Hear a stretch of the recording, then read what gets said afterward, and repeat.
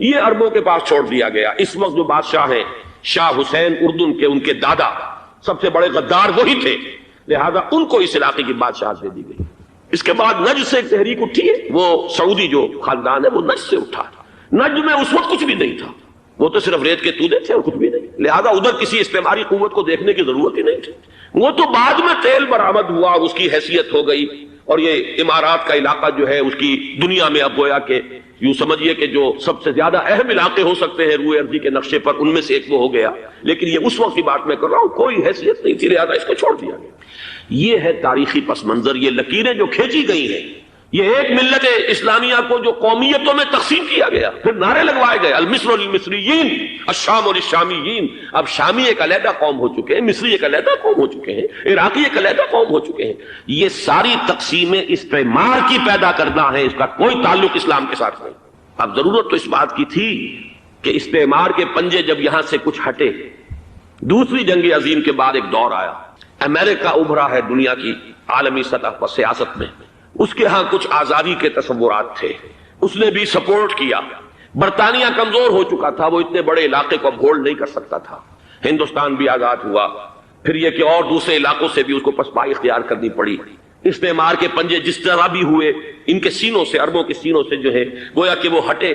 لیکن امریکہ نے ایک اپنی بہت بڑی حکمت عملی جو اختیار کی، عالم عرب کے سینے میں اسرائیل کا خنجر پیوست کر دیا تاکہ یہ کبھی آزاد نہ ہو جائیں، ہمارے انگوٹھے تلے رہے، ہماری پالیسی گورن کرے. یہ استعمار کا دوسری جنگ عظیم کے بعد جہاں برطانوی استعمار، فرانسیسی استعمار رفتہ رفتہ یہ ہٹنے شروع ہوئے. صدر ناصر نے انگریزوں کو اٹھا کر پھینکا میڈیٹرینین میں اور دوسرے جگہوں سے. الجزائر نے آزادی حاصل کی فرانس سے، اطالویوں سے جو ہے لیبیا والوں نے آزادی حاصل کی. یہ ہو گیا، لیکن ایک خنجر پیوست کر دیا گیا اسرائیل کا سینہ عرب. اس صورتحال میں ظاہر بات ہے کہ ایک تو بڑی آئیڈیل پوزیشن تھی کہ پورا عالم اسلام متحد ہو، لیکن وہ تو بہت دور کا خواب معلوم ہوتا ہے. علامہ اقبال سے بڑا کوئی نقیب نہیں ہے ملت اسلامی کی وحدت کا. ایک ہو مسلم حرم کی پاسبانی کے لیے نیل کے ساحل سے لے کر تا بخاک کاشغر. لیکن انہیں بھی اپنے لیکچرز میں کہنا پڑا کہ اس وقت جو صورتحال ہے پورے عالم اسلام کی ایک وحدت بن جانا تو تقریباً ناممکن نظر آ رہا ہے. اگر کسی طرح ایک common wealth of Muslim nations وجود میں آ جائے تو بھی بڑی کامیابی ہوگی، لیکن اس سے بھی پہلے یہ تو زیادہ آسان تھا کہ عالم عرب ایک وحدت کی شکل اختیار کر لیا. یہ تو ایک قوم ہے، اکثر و بیشتر ایک نسل یا زیادہ دو نسلیں کہتی ہیں. شمالی افریقہ میں بربر نسل بھی ہے، باقی تو سب عرب ہیں. یہ پورا عالم ایک نسل، ایک زبان، پورے اتنے رقبے کے اوپر بولے جانے والی ایک زبان، یہ تو ایک ہو جائے. افسوس یہ ہے کہ اس کا ایک ہو جانا، ایک شخصیت ابھری تھی جو مذہبی مزاج کی شخصیت تھی، جو دینی مزاج کی حامل شخصیت تھی.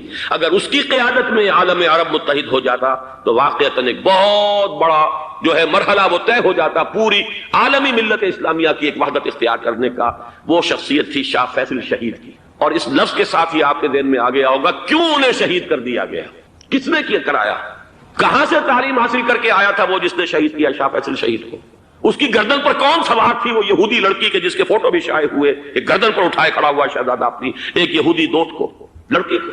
اور وہی ہے کہ جس نے جا کر پستول سے شہید کیا ہے. جان اچھی طرح جان لیجئے، جیسے بارہا میں نے عرض کیا ہے کہ حضرت عمر کو شہید کرنے والا کہنے کو ابو لولو فیروز تھا، لیکن اس کے پیچھے پورا ایرانی نسل پرستی کا جو پورا پس منظر ہے، اسے تو ہر شخص جس کی ذرا بھی نگاہ جو ہے جو صرف منظر کو نہ دیکھ رہی ہو، پس منظر کو بھی دیکھنے والی ہو، وہ تو جان دے گی کہ ابو لولو فیروز ایک فرد کا نام نہیں تھا، وہ ایران کا انتقام تھا عالم عرب سے. بالکل اسی طریقے سے یہ امریکی استعمار کا ہتھ کنڈا تھا، اسے محسوس ہوا. شاہ فیصل مذہبی مزاج کا شخص یہ ابھر رہا ہے، اور یہ شاہ فیصل کی حکمت عملی کا ذرا آپ اندازہ کیجئے. لاہور میں سمٹ کانفرنس ہوئی، اس میں وہ آئے، سب سے ٹاورنگ پرسنالٹی پورے اس وقت عالم اسلام کے اندر شاہ فیصل کی تھی. اور وہ گویا کہ ایک بہت ہی جس کو کہا جائے کہ ایک بہت ایلڈرلی، ایک بزرگانہ ایک شخصیت جو ہے، اور انہوں نے اپنی دولت کے دروازے، عرب میں وہ مشہور تھے کہ نہایت خسیس اور بخیل انسان ہے، اس لیے کہ وہاں وہ خرچ کرتے تھے حساب کتاب کے ساتھ، لیکن ان کے خزانے کھلے ہوئے تھے عالم اسلام کے لیے. ادھر بھی مدد ہے، ادھر بھی مدد ہے، ادھر بھی کام ہو رہا ہے، ادھر بھی کام ہو رہا ہے. پھر انہوں نے تیل کا ہتھیار استعمال کر کے ایک دفعہ امریکہ کو دن میں تارے دکھا دیے تھے، لہذا ان کا ہٹایا جانا سین سے یہ امریکی استعمار کے لیے لازم تھا. اب لے دے کر رہ گئے کون؟ سیکولر مزاج کے لوگ. پہلی اٹیمپٹ جمال عبد الناصر نے کی، ناکام ہو گیا. قذافی صاحب نے کوشش کی کہ وہ ان کی جانشینی حاصل کر لے, ناکام ہو گیا. اب ایک تیسری شخصیت صدام حسین کی, ملحد ہے, اسلام سے کوئی سروکار نہیں. باس کا فلسفہ سیکولرزم پلس عرب نیشنلزم, یہ اصول ہے. لیکن یہ ہے کہ یہ شخصیت ابوبکر ایسی آئی ہے کہ اس سے اس وقت یہ جان لیجئے, میں امریکہ میں بھی عربوں سے مل کر آیا ہوں, سعودی عرب میں بھی اب میں وہ دیکھ آیا ہوں. نوجوان نسل جو ہے عربوں کی, پورا جو دوسرے عرب ممالک ہیں جہاں پر کہ مذہب کا اتنا چرچا ہی نہیں ہے, پورا فلسطینی عرب, جارڈن کے عرب, شامی عرب عوام, وہ سب کے سب صدام کے پیچھے ہیں. اس لیے کہ انہیں نظر آ رہا ہے کہ ایک شخص پھر ایسا پیدا ہو کر سامنے آ گیا ہے جو شاید عالم عرب کو پھر یونائٹ کر دے. اور یہ ہے اصل وہ شے کہ جو امریکہ کے لیے کسی صورت میں قابل قبول نہیں. دولت کے یہ ذخائر, خلیج کی یہ دولت, سیال سونا اور اس کے ذخیرے, اور یہ کسی طریقے سے یہ امریکہ کے زیر اثر نہ رہے, یہ ہے وہ شے جو اسے برداشت نہیں ہے. وہ کوئی عربوں کی محبت میں نہیں آیا 2.5 لاکھ فوج لے کر, وہ کوئی شاہی عرب جو خاندان ہے سعودی, اس سے اس کی کوئی دلچسپی نہیں ہے. کوئی پتہ نہیں کہ وہ خود ان کو ہٹا دے اور وہاں پر کوئی جمہوری ڈھانچہ جو ہے وہاں پہ کھڑا کروا دے خود امریکہ. اس لیے کہ سعودی عرب میں دیکھ آیا ہوں, حالات اگرچہ ظاہر بات ہے کہ زیادہ گہرائی میں تو وہاں جانے کا موقع ہی نہیں ہوتا, بہت ہی مستبد حکومت ہے, لیکن صاف نظر آ رہا ہے کہ اس وقت دونوں طبقے نوجوانوں کے جو ہے وہ شاہی خاندان کے شدید خلاف ہو چکے ہیں. جو وہاں پر جدید مثقف طبقہ ہے, جدید تعلیم یافتہ, جو باہر پڑھ کر آیا ہے امریکہ میں اور کہیں اور وہ کثیر تعداد میں, اب وہ صاف سوال کر رہے ہیں کہ یہ billions and billions of dollars کے جو ہمارا خرچہ آتا تھا, ہمارے ہتھیاروں کے آرڈر جاتے تھے, وہ کہاں گئے؟ کل 65,000 فوج, اور عرب کے پاس, سعودی عرب کے پاس اتنے ٹینک بھی نہیں ہیں جتنے کہ یمن جیسے غریب ملک کے پاس. تو ہمارا روپیہ یہ گیا کہاں؟ یہ ایک سوال ہے جو ہر شخص کے ذہن کے سامنے ہے. اب ہمیں اپنے معاملات کو خود سنبھالنا ہوگا. اسی طریقے سے جو مذہبی طبقہ ہے, اور وہاں ہے بڑی تعداد میں مذہبی طبقہ نوجوان جن میں بڑا جذبہ ہے, اور ان کا وہ جوش جہاد انہیں جہاد افغانستان تک لے کر آیا ہے. سینکڑوں عرب نوجوان یہاں جو ہے شہید ہوئے. اپنے ملک میں تو انہیں بولنے کی بھی کوئی امکان نہیں ہے, لیکن یہاں وہ جذبہ جو اندر اندر پروان چڑھ رہا ہے, وہ جذبہ انہیں لایا ہے, اور افغانستان کی سنگلاخ وادیوں کے اندر انہوں نے جام شہادت نوش کیا ہے. وہ طبقہ بھی شدید اب مخالف ہو چکا ہے کہ انہوں نے امریکیوں کو بلا کر, ان میں یہودی بھی ہیں, عیسائی تو ہے ہی ہے, یہودی ہیں, یہودی عورتیں ہیں, جو کچھ اب وہاں بے حیائی اور بے پردگی کے مناظر نظر آ رہے ہیں. یہ سرزمین عرب, میں نے امریکہ میں تقریر سنی ہے اسنا کے جو فائنل ان کا ایک سیشن تھا اسلامک سوسائٹی آف نارتھ امریکہ, جس میں میں مدعو کیا گیا تھا, اور اسی لیے میں نے یہ سفر کیا تھا. ایک نوجوان نے جو تقریر وہاں پر کی ہے, واقعہ یہ ہے کہ میں حیران رہ گیا اس کی جرأت کا. اس نے کہا کہ حضور نے فرمایا تھا کہ جزیرہ نما عرب میں 2 دین جمع نہیں ہو سکتے, اور آج شاہی خاندان کی صرف اپنی حکومت کو بچانے کے لیے امریکیوں کو اتنی بڑی تعداد میں بلا لیا گیا ہے, جن میں موبائل چرچ بھی ہیں, موبائل سینیگوگز ہیں. یہودی مرد اور عورتیں جو ہے دندناتے پھر رہے ہیں آج عرب کی سرزمین پر. لہذا جو مذہبی طبقہ ہے وہ اس پر شدید رد عمل جو ہے اس کے اندر پایا جاتا ہے. یہ حالات ہیں جو میں آپ کے سامنے چاہتا تھا کہ رکھوں. یہ وہ شامت اعمال ہے. ایک طرف یہ کہ وہ شخصیت جو ہے صدام حسین کی, وہ کوئی پسندیدہ شخصیت نہیں, لیکن یہ کہ اس شخصیت کو تقویت دینے والے بھی تو یہی لوگ تھے. انہیں خطرہ تھا ایران کے انقلاب سے کہ کہیں اسی قسم کا کوئی انقلاب ہمارے ہاں نہ آ جائے. لہذا انقلاب ایران کو ایکسپورٹ نہ ہونے دے, اس لیے انہوں نے اسی صدام حسین کو بلینز اور بلینز آف ڈالرز کی مدد دی. آج وہی ہے. عربی کی تو ایک کہاوت بھی ہے, سم من کلبک یا کو لوگ, اپنے کتے کو کھلا پلا کے موٹا کرو, کسی روز تمہیں کو کاٹے گا. آج وہ تو انہیں کاٹ رہا, لیکن یہ کہ اس کا جو علاج تجویز ہوا ہے وہ انتہائی خوفناک ہے. 2.5 لاکھ امریکی وہ استعمار کے پنجے جو بمشکل عالم عرب کے سینے سے جو گڑے ہوئے تھے اس استعمار نے, مشکل ہٹے تھے کہ ایک دم اب وہاں پر خبریں آ رہی ہیں, فرانسیسی بھی آ رہے ہیں, برطانوی بھی آ رہے ہیں, کہاں کہاں سے فوجیں آ رہی ہیں, اور وہاں پر 2.5 لاکھ تو صرف امریکن آرمی کا, اس میں تقریباً 1.5 لاکھ تو پہنچ چکی. اور جو بھی ہوگا وہاں پر, جیسا کہ میں نے عرض کیا ہے, اس قدر خوفناک سین ہے. میں نے بہت سے حضرات واقف ہوں گے, کئی مرتبہ میں نے حوالہ دیا ہے مولانا سید حامد میاں رحمہ اللہ کا. انہوں نے ایک دفعہ مجھے بتایا تھا کہ احادیث میں جو قرب قیامت کے حالات و واقعات کی پیشن گوئیاں ہیں, ان میں یہ ہے کہ وہ جو آخری جنگ ہونی ہے جو کہ دجال کے خلاف ہوگی مسلمانوں کی, اور جس میں کہ حضرت مسیح علیہ السلام کا نزول ہوگا, جس کے سلسلے میں اس سے پہلے ایک جنگ ہوگی بہت خوفناک, بہت خوفناک. اور عجیب الفاظ ان کے یہ تھے کہ اس میں ایک طرف مسلمان اور عیسائی اور یہودی تینوں ہوں گے. یہ بات سمجھ میں نہیں آتی تھی کہ مسلمان اور یہودی ایک جگہ کیسے جمع ہو سکتے ہیں. آج وہ نقشہ نظر آ گیا. آج اسرائیل, امریکہ, سعودی عرب اب یہ ایک ہے. بلکہ چلتے آئیے, مصر, اسرائیل, سعودی عرب اور جو بھی ان کے حواری ہیں وہ سب ایک صف میں کھڑے ہیں. اور ان کے اوپر سیادت کس کی ہے؟ امریکہ کی. وہ نشہ آ گیا ہے. اور اس جنگ کے سلسلے میں مولانا حامد میاں رحمہ اللہ نے مجھے بتایا تھا کہ حدیث میں الفاظ آئے ہیں اتنے لوگ ہلاک ہوں گے، اتنے لوگ ہلاک ہوں گے، اتنے لوگ ہلاک ہوں گے کہ ایک پرندہ سینکڑوں میل تک اڑتا ہوا چلا جائے گا اور اسے سوائے لاشوں کے اور کچھ نظر نہیں. یہ نقشہ خاکم بدہن تلا ہوا ہے، کھڑا ہوا ہے. جو بھی ہوگا کیمیاوی جنگ، کیمیاوی وارفیئر، کیمیکل وارفیئر اور پھر ایٹمک وارفیئر، جس کی کھلی دھمکیاں دی جاتی ہیں. کبھی کوریا کے بارے میں اندیشہ تھا کہ یہ درندے خدا کی دھرتی کو، کوریا کی غریب بستی کو ناگاساکی بنا کے چھوڑیں گے، ہیروشیما بنا کے چھوڑیں گے. آج وہ صورتحال جو ہے عالم عرب پر، heart of the Arab land, اس پر یہ صورتحال بالکل تلی کھڑی ہے. اس میں ہمیں کیا کرنا چاہیے؟ میں نے یہ چاہا کہ پورا پس منظر آپ کے سامنے ہو. صرف وقتی سا کوئی ایک نعرہ، وقتی سی کوئی ایک خبر، اس کے حوالے سے ایک جذبات کا معاملہ، پورا ایک پس منظر سامنے رکھیے. اب وہ آپ کو شاید میری باتیں جو ہے وہ سمجھ میں آ جائیں. نمبر ایک، ہمیں کسی صورت اس جنگ میں امریکہ کے گھڑے کی مچھلی نہیں بننا چاہیے. امریکہ اسلام کے تحفظ کے لیے نہیں آیا، امریکہ حرمین کی حفاظت کے لیے نہیں آیا، امریکہ اپنے مفادات، عالمی مفادات کے تحفظ کے لیے آیا. اور زیادہ سے زیادہ آپ کہہ سکتے ہیں کہ وہ سعودی شاہی خاندان کی حفاظت کے لیے آیا. اور بڑا عمدہ مضمون چھپا تھا پچھلے، بلکہ ابھی تک تو وہ تازہ ہی ہے جب تک نیا نہیں آتا، ندا میں، جس کا عنوان تھا اربوں کا چھڑا اور اربوں کا گدا. سارے پیسے بھی انہیں سے لے رہے ہیں. $12 بلین کا ایک چیک لے کر گیا جیمز بیکر. اندازہ تو کیجیے دنیا کہاں سے کہاں پہنچ گئی. میں حیرت ہوں کہ دنیا کیا سے کیا ہو جائے گی. 2 ماہ قبل اس کا تصور نہیں ہو سکتا تھا. اتنی بڑی قوت امریکہ کی، تباہ کن قوت، اور جمع ہو جائے گی عرب کے اندر. لیکن یہ کہ وہ کاسٹ بھی اربوں ہی کی ہوگی، انہی کا چھڑا انہی کا للا. ہمیں کرنا یہ چاہیے، اللہ تعالی ہماری حکومت کو، ہمارے سیاستدانوں کو، ہمارے ذمہ دار لوگوں کو ہدایت دے، وہ امریکہ کے گھڑے کی مچھلی نہ بنے. اس کے تحفظ کے لیے یا شاہی خاندان کی حفاظت کے لیے بہت کچھ انہوں نے عیش کر لیے، کافی عیش کر لیے. باقی یہ کہ اب جو کچھ ہونا ہے وہ ہونا ہے. حرمین شریفین کو تو خود عرب کے لوگ کہتے ہیں کہ کوئی خطرہ نہیں ہے. سارا جھگڑا تو وہ تیل کی دولت کا ہے. وہ تیل کی دولت جو ہے وہ شمال مشرقی کونے کے اندر ہے. بلکہ یہ کہ جو رد عمل پیدا ہوا عالم اسلام میں اور سعودی عرب میں، خود اس کے مذہبی نوجوانوں میں امریکی فوجوں کی آمد کے خلاف اس کا جواب دیا گیا رابطہ عالم اسلامی کی طرف سے کہ یہ جو بھی جنگ کا محاذ ہے، جو فوجیں ہیں، یہ حرمین سے تو 1500 کلومیٹر دور ہے. تو حرمین کو تو کوئی خطرہ نہیں، خطرہ ہے امریکہ کے عالمی مفادات کو. آج آپ کو معلوم ہے دنیا 2 طبقوں میں بٹی ہوئی ہے، دی ریچ اینڈ دی پور.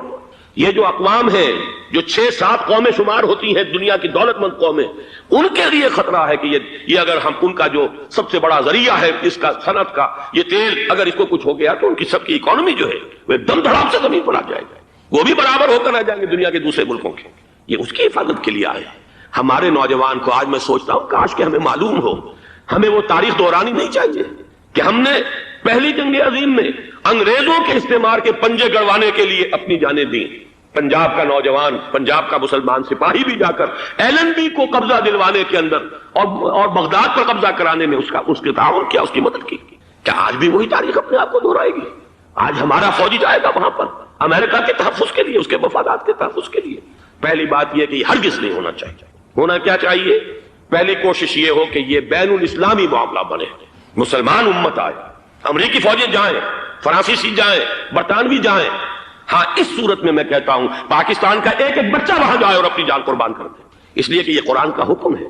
وَإِن طَائِفَتَانِ مِنَ الْمُؤْمِنِينَ اقْتَتَلُوا فَأَصْلِحُوا بَيْنَهُمَا فَإِن بَغَتْ إِحْدَاهُمَا عَلَى الْأُخْرَى فَقَاتِلُوا الَّتِي تَبْغِي حَتَّى تَفِيءَ إِلَى أَمْرِ اللَّهِ فَإِن فَاءَتْ فَأَصْلِحُوا بَيْنَهُمَا بِالْعَدْلِ وَأَقْسِطُوا إِنَّ اللَّهَ يُحِبُّ الْمُقْسِطِينَ.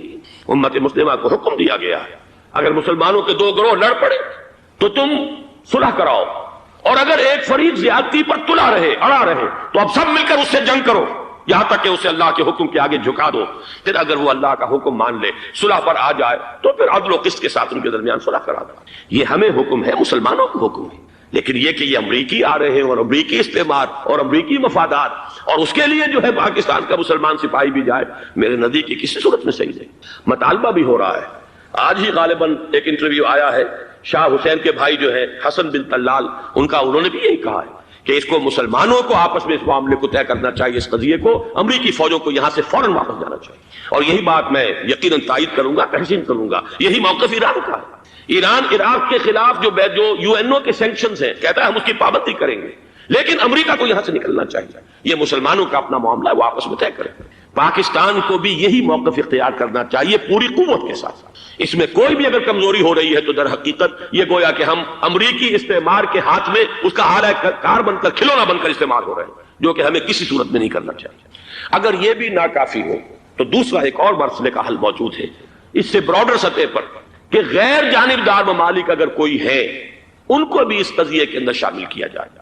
ایک تحریک تھی کسی زمانے میں، کافی بڑی تھی، لیکن یہ کہ وہ بھی اگر اس کے اندر شامل ہو جائیں. لیکن امریکہ، رشیا، یہ تو ظاہر بات ہے سپر پاورز ہیں، ان کے مفادات ہیں، عالمی اور گلوبل مفادات ہیں.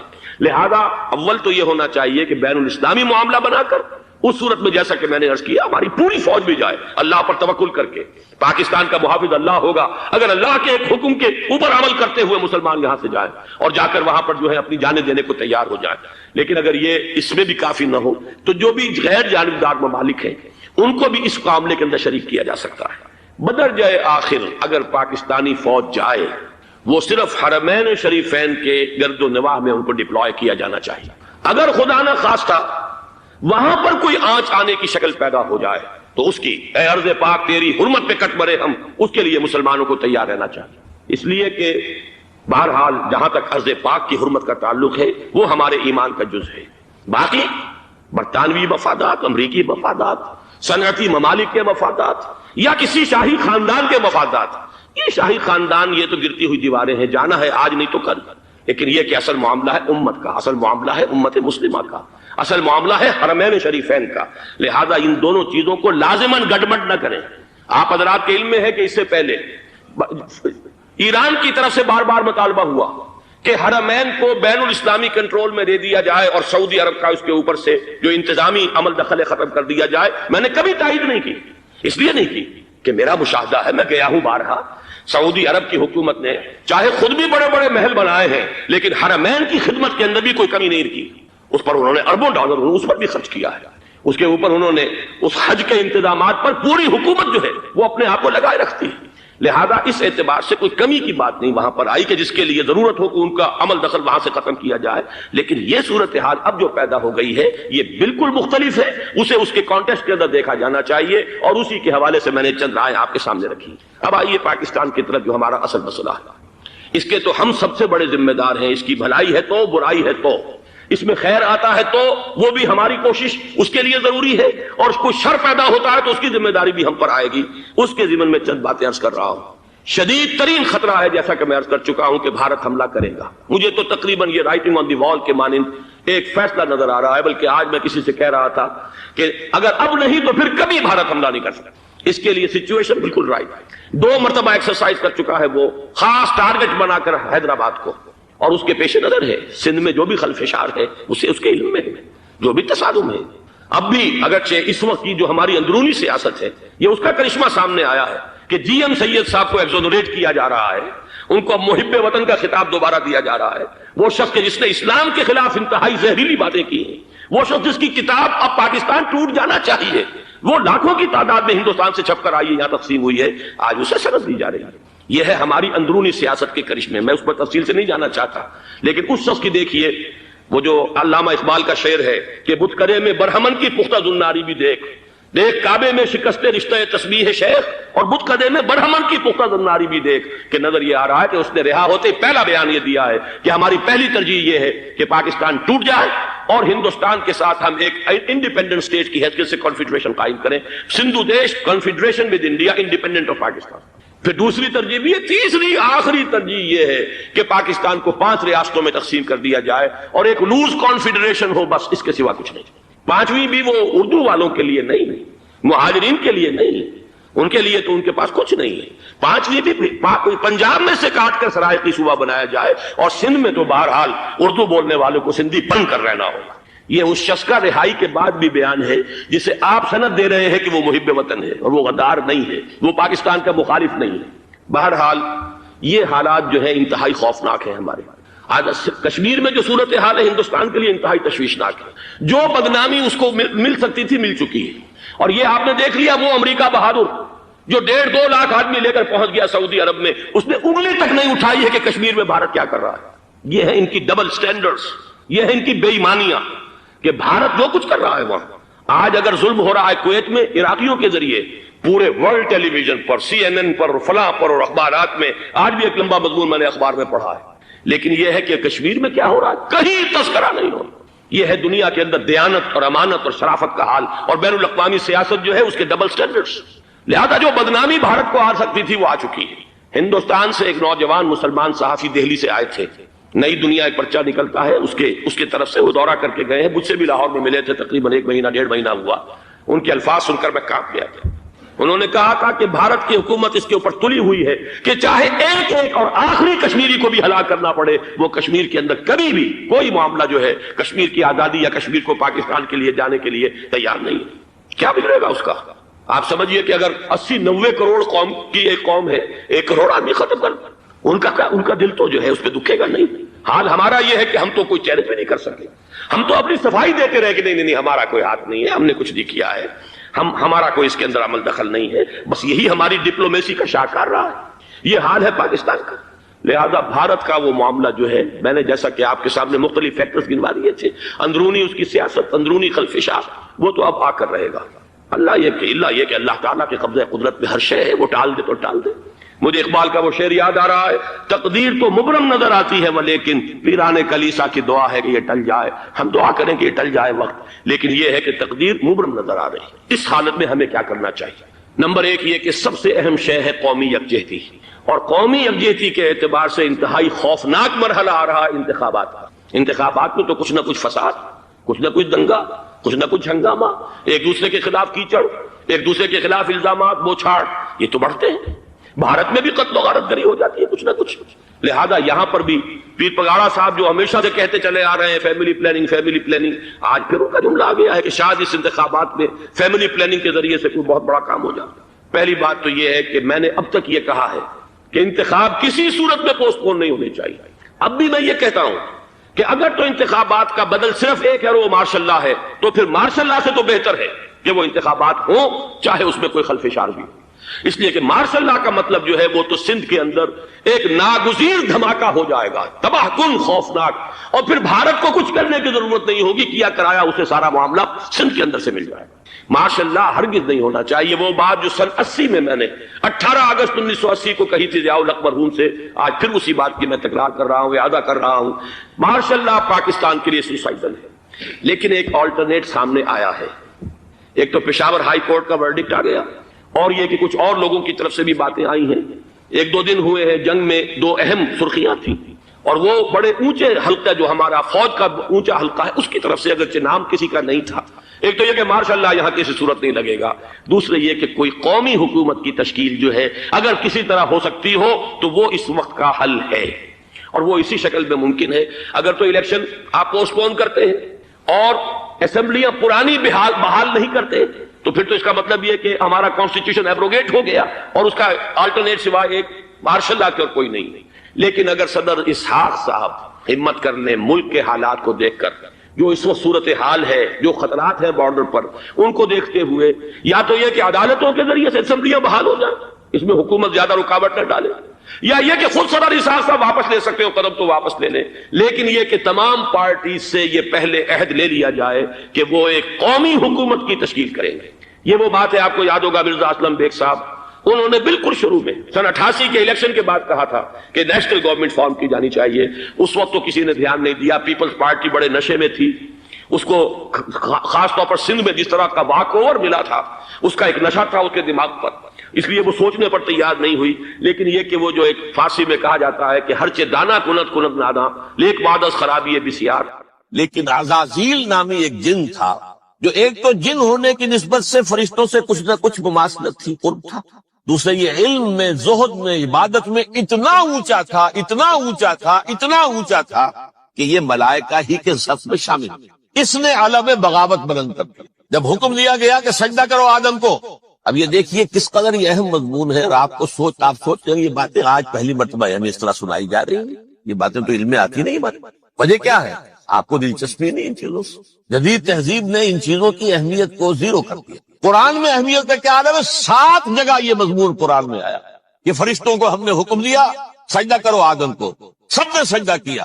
فسجد الملائکۃ کلہم اجمعون، سارے کے سارے کل کے کل سب نے مل کر سجدہ کیا آدم کو، اللہ کے حکم سے فوراً تعبیل کر دی، الا ابلیس ابا واستکبر وکان من الکافرین، ابلیس نے نہیں کیا، انکار کیا، استکبار کیا، گھمنڈ کیا۔ اور اس کو سورہ کہف میں بیان کر دیا گیا، یہ اس لیے کہ وہ اصل میں جنات میں سے تھا، اگرچہ شامل تو تھا فرشتوں میں اس وقت، کانا من الجن ففسق عن امر ربہ، وہ اصل میں جنات میں سے تھا، اس وجہ سے وہ اپنے رب کے اس فیصلے کے خلاف کھڑا ہو گیا، سرکشی تھی اس میں۔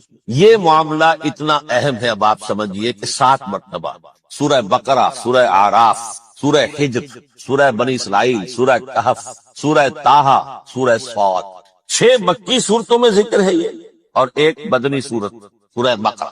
ان میں سے اکثر مقامات پر پھر جب اللہ نے کہا کہ اچھا تم نے یہ سرکشی کی ہے اور ہمارے حکم کی خلاف ورزی کی ہے تو یہاں سے نکل جاؤ، دفع ہو جاؤ، تم مردود ملعون، ان علیک لعنتی الی یوم الدین، اب تجھ پر لعنت رہے گی میری قیامت کے دن۔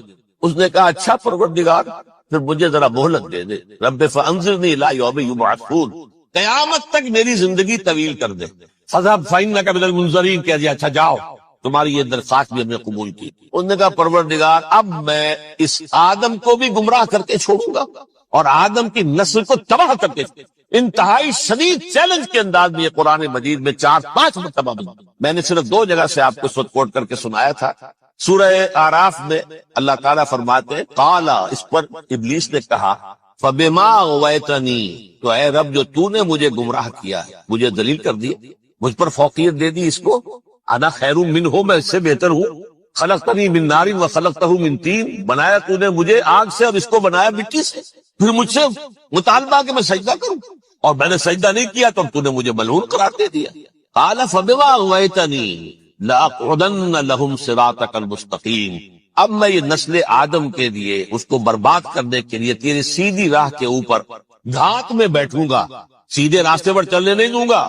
ثم لآتینہم من بین ایدیہم، پھر میں ان پر حملہ آور ہوں گا، ان کے سامنے سے بھی، ومن خلفہم، ان کے پیچھے سے بھی، وعن ایمانہم، ان کے داہنی جانب سے بھی، وعن شمائلہم، اور ان کے بائیں جانب سے بھی، ولا تجد اکثرہم شاکرین، اور تو دیکھے گا کہ ان کی اکثریت تیری شکر گزار بندوں پر مشتمل نہیں۔ یہ چیلنج، اور ایک چھوٹا سا چیلنج جو سورہ صاد میں آیا ہے، اور یہاں تو اس نے اللہ کے جلال کی قسم کھا کر کہا قال فبعزتک لأغوینہم اجمعین، اے رب تیری عزت، تیرے جلال کی قسم ہے میں ان سب کو گمراہ کر کے چھوڑوں گا، الا عبادک منہم المخلصین، سوائے ان میں سے وہ کچھ لوگ جنہیں تو خالص اپنا بندہ بنا لے، جنہیں تو اپنا بندہ بنا لے، مخلص نہیں، مخلص یہ مفعول ہے، فاعل نہیں ہے، جسے تو بنا لے۔ بعض لوگوں کو اللہ چن لیتا ہے، هو اجتباکم، تمہیں چن لیا ہے، اجتباء، وہ بچیں گے جن کو تو اپنی خاص امان میں لے لے گا، باقی میں سب کو گمراہ کر کے چھوڑ۔ یہ ہے اصل دنیا میں نوع انسانی کا ابدی دشمن، ازلی سے ابدی تک۔ اور اس میں نوٹ کیجئے کہ اس کی اصل بنیاد کیا ہوئی؟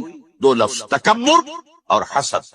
استکبر، تکبر کیا، انا خیر منہ، میں اس سے بہتر۔ یہ ساری بس کی گانٹھ یہی ہے، سب سے بڑی گمراہی کی وجہ یہی ہے۔ اسی لیے کہا ہے حدیث میں لن يدخل الجنہ من کان فی قلبہ مثقال حبۃ من کبر، جنت میں ہرگز وہ شخص کبھی بھی داخل نہیں ہو سکے گا جس کے دل میں رائے کے دانے کے برابر بھی کبر، تکبر سب سے بڑا۔ الکبر ردائی، اللہ فرماتا ہے یہ تکبر یہ تو میری چادر ہے، کوئی شخص تکبر کرتا تو گویا میری چادر گھسیٹ رہا ہے میرے کندھے سے۔ عرب میں کسی شخص کی توہین کرنی ہوتی تھی تو اس کی چادر گھسیٹتے تھے، ننگا کر دیا گیا، یہ میری ردائی ہے، الکبر ردائی، یہ میری چادر، یہ جامہ مجھے زیب دیتا ہے، مجھ پر راستہ۔ اور حسد، آدم کو جو برتری عطا ہو گئی اس حسد کی آگ میں وجہ، اور اس کا انتقام لینا چاہتا ہے۔ آدم کو بھی گمراہ کیا، جنت سے نکلوایا، ایسے نکلنا تو انہیں تھا ہی مشیت ازلی میں، لیکن فوری طور پر اللہ کے حکم کی خلاف ورزی تو کروائی۔ فعصى آدم ربہ فغوى، آدم نے اپنے رب کے حکم کی نافرمانی کی، گمراہ ہوا عارضی طور پر۔ یہ دوسری بات ہے، توبہ کر لی، اللہ نے توبہ قبول فرما لی، معاف کر دی۔ کوئی مستقل جو ہے وہ نسل انسانی پر اس گناہ کا اثر متوارث طور پر نہیں آ رہا ہے، ختم ہو چکا معاملہ، ہوا تھا ہو گیا۔ فتلقى آدم من ربہ کلمات فتاب علیہ انہ هو التواب الرحیم۔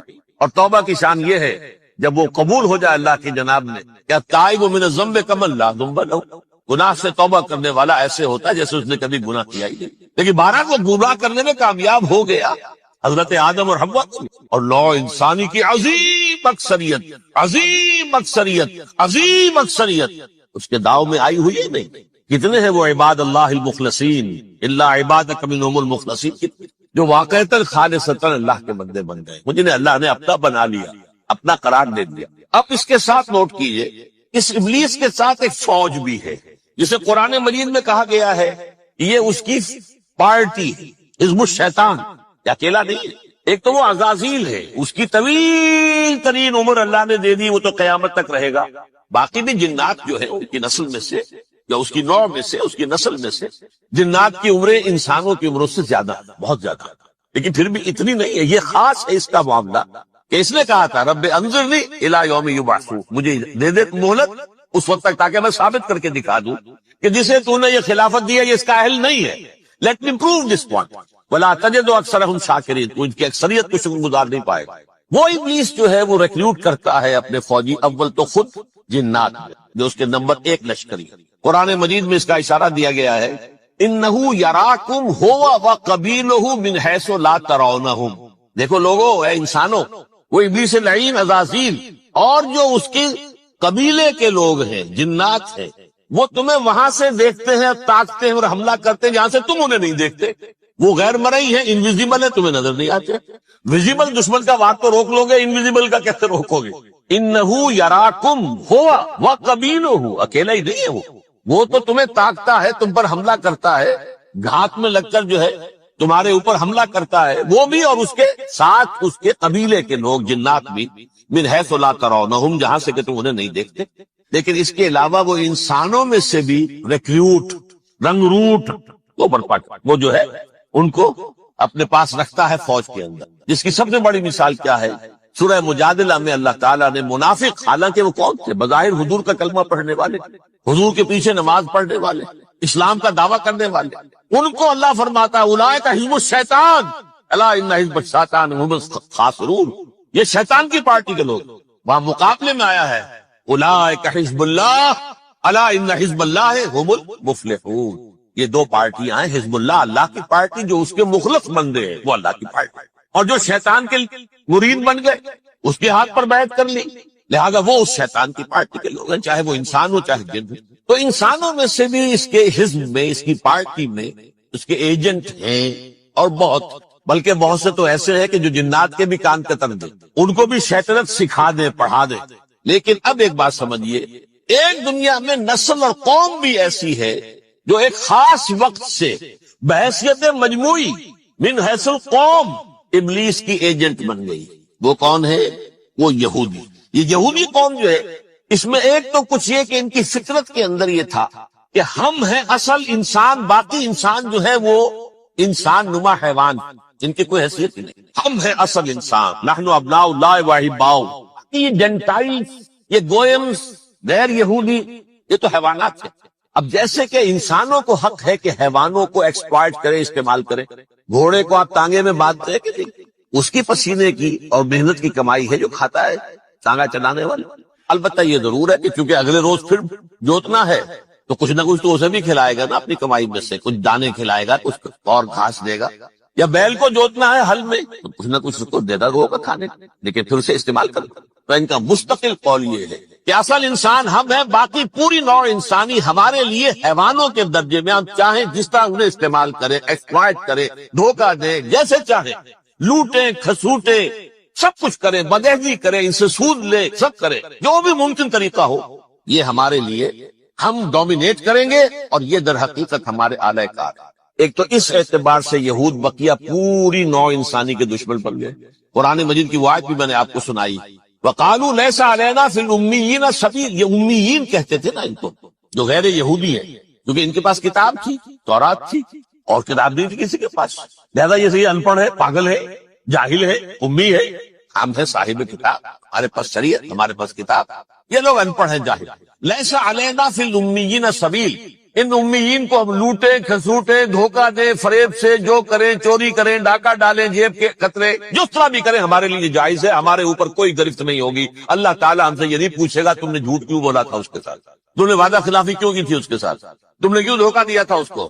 تم نے کیوں اس کا مال جو ہے غبن کر لیا تھا، ہڑپ کر لیا؟ نہیں، ہم پر پوچھ۔ اس اعتبار سے ایک تو یہ انسانیت کی دشمنی ان کی گھٹی میں پڑ گئی، اس غلط خیال کی وجہ سے۔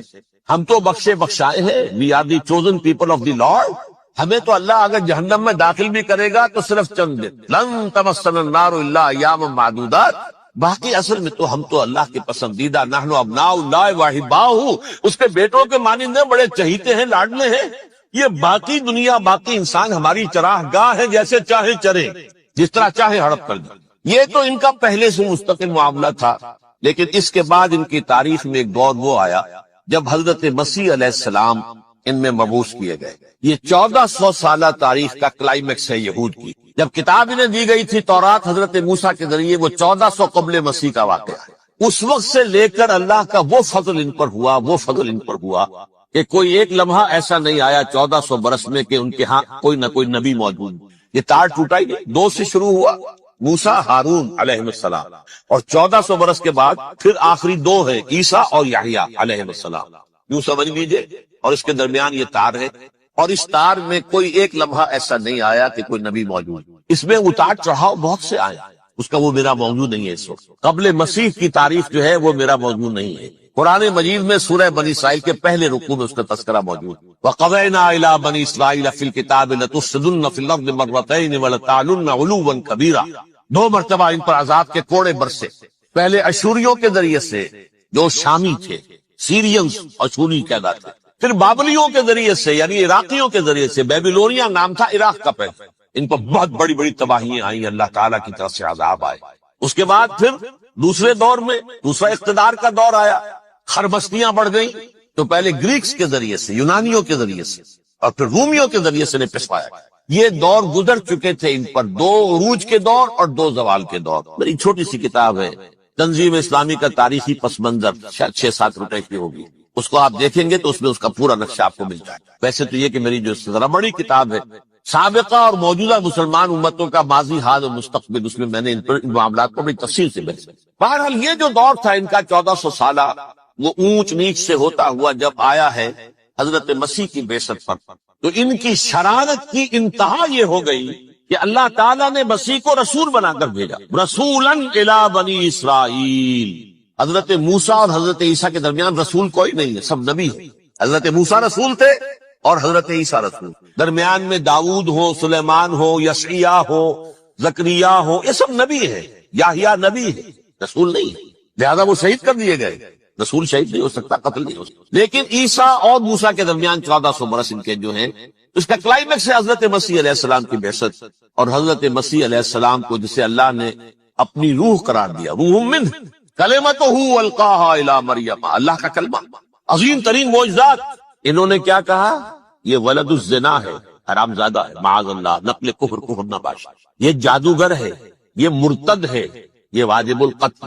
اصل حکومت اس وقت رومیوں کی تھی حکومت، لیکن انہوں نے انہیں آٹونومی دے رکھی تھی، اپنے مذہبی معاملات تم خود طے کر سکتے۔ تو قائفاس جو اس وقت کا ان کا ہیڈ ربائی تھا سب سے بڑا، اس کی عدالت نے فیصلہ کیا مسیح کو سولی چڑھا دیا جائے۔ پائلیٹس پونٹس اس کے پاس ان کی ازداشت پہنچ گئی، یہ ہمارا مجرم ہے مذہبی، یہ مرتد ہے، یہ کافر ہے، یہ جادوگر ہے، یہ واجب القتل ہے، اسے قتل کر، سولی چڑھا دو۔